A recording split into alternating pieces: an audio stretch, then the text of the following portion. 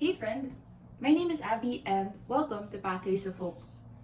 Today's gospel is taken from Matthew chapter 25 verses 14 to 30 called the parable of the talents.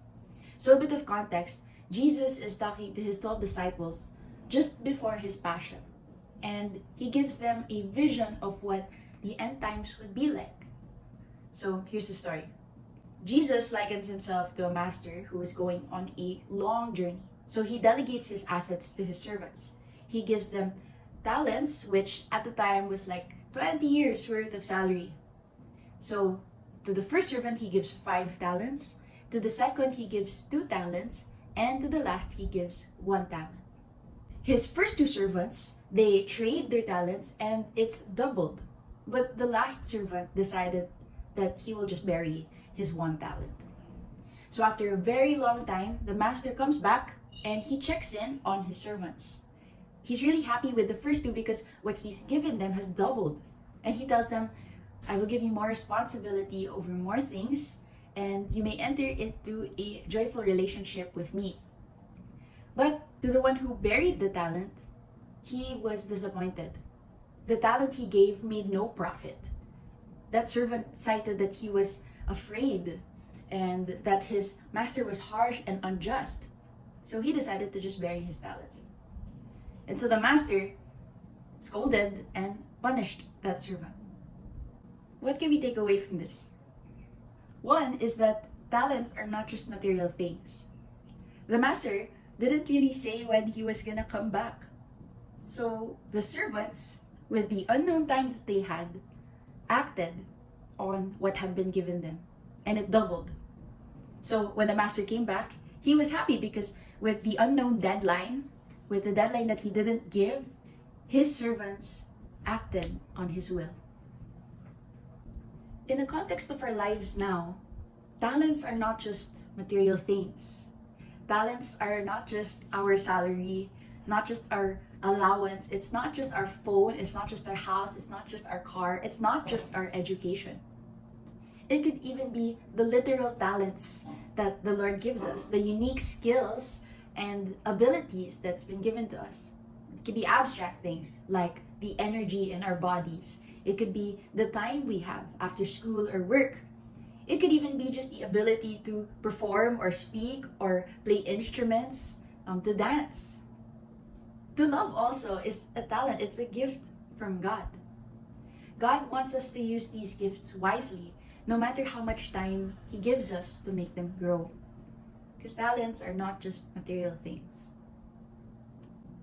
The second thing we can take away is to know the master's mind. There's a difference between the first and second servant with the third.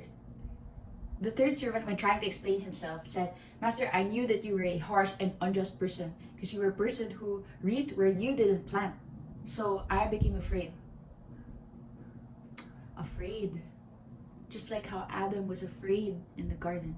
You see, this mindset is where it goes bad for the people of God a lot of the time because they misunderstand the Lord.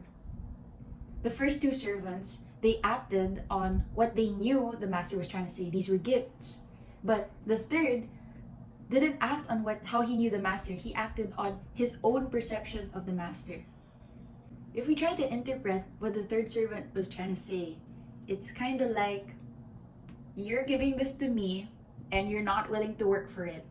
And you think you could just waltz back in anytime you want and expect a return of investment from me? Please, this amount of money isn't worth risking, no matter how much. The first 2 servants are welcomed into a joyful relationship with their master, not just more responsibility over more things. It's a good relationship with their master. That kind of doesn't sound like the master in the third servant's head. Christ doesn't want disciples who misunderstand his message and act in fear. Christ is one who loves his disciples and trusts them over big and small things, over talents. In the end times, what's almost as important as what we do with our assets is how much we know the Lord. The more that we know the Lord, the easier it will be for us to decide what we'll do when He gives us more talents. Ooh, my parents gave me a new car. What should I do? I think I'm good at explaining complex Christian truths. Maybe I should get into debates. Maybe I should start studying theology more. I have so much free time on my schedule next year in college, and my college Christian outreach is asking me to serve. But it's gonna take away my free time. Maybe I should take it?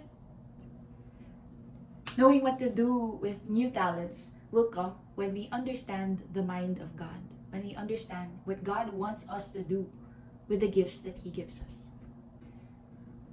So if we understand that talents are a gift from God and we should take on the mindset of God, what do we do with our talents? Simply give it away. The servants that the master called faithful are those who traded the entire amount. That's kind of risky. The entire amount of the talents they've been given, and they came back doubled. The answer to our situation is to give all of our talents. Give your car to your friends, to bring them to church or community events. Use your skill to be able to explain the gospel with compassion to the unbelieving. Or just use your free time to serve in your local outreach. The hope is that in the continuous giving of our lives during our time here on earth, it will come back to the Lord doubled, doubling His generosity. And hopefully we'll be able to hear our Master, the Lord, tell us, "Come and enter into the joy of your Master." If you were blessed by this short reflection, please like and share Pathways of Hope. Even share it to a friend or loved one. Again, I'm Abby, and thanks for listening. I hope you have a great day. Peace be with you, and God bless.